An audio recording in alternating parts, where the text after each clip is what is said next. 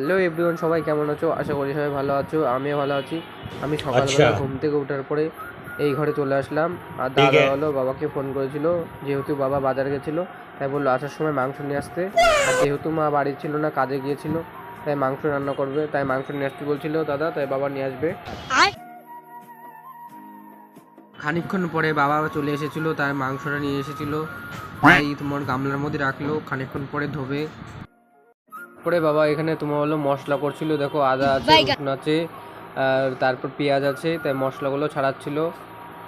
পেঁয়াজ কাটার পরে আরও পেঁয়াজ কাটছিল বাবা, তোমার হলো আরও পেঁয়াজ দরকার হচ্ছিলো, তাই পেঁয়াজ কাটার পরে নিয়ে আরও একটা পেঁয়াজ কাটলো বাবা। তারপরে আলু আছে, আলুগুলো কাটতে হবে। তারপরে বাবা বললো ঘরে যা টমেটো আছে, টমেটোগুলো নিয়ে আয়, টমেটো দিলে পরে মাংসটা বেশি টেস্ট হয়।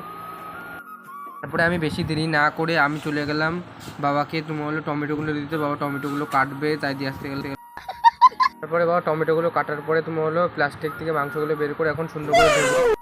তার আগে বাবা ভাতটা বসিয়ে দিয়েছিল, ভাতটা হয়ে গেছিলো। ভাতটা হওয়ার পরে বেশি দেরি না করে মাংসটা বসিয়ে দিল উনুনে, আর উনুনে রান্না করলে পরে টেস্ট বেশি হয়। আর আলুগুলো আগের থেকে ভেজে নিয়েছিল বাবা। আর উনুনে যখনই রান্না করবে না, দেখো টেস্ট বেশি হয়। আর দেখো এখন বাবা নাড়াবে মাংসগুলো। বেশি দেরি না করে এখন সুন্দর করে নাড়াচ্ছে। আর যখন মাংসগুলো নাড়ায় টমেটোগুলো কেটে দিয়ে দিয়েছিল, টমেটো দিলে পরে মাংস বেশি টেস্ট হয়। যেহেতু বাবা রান্না করছিল, রান্না করতে একটু দেরি হচ্ছিল বলে, তাই আমার দোকানে যাওয়ার টাইম হয়ে গেছিলো, আর আমি দোকানে যাওয়ার জন্য বেরিয়ে পড়লাম। আমি যতক্ষণ দোকানে যেতে লাগি, তোমরা চ্যানেলে নতুন হলে লাইক, কমেন্ট, শেয়ার, সাবস্ক্রাইব করে দিও। টাটা বন্ধুরা।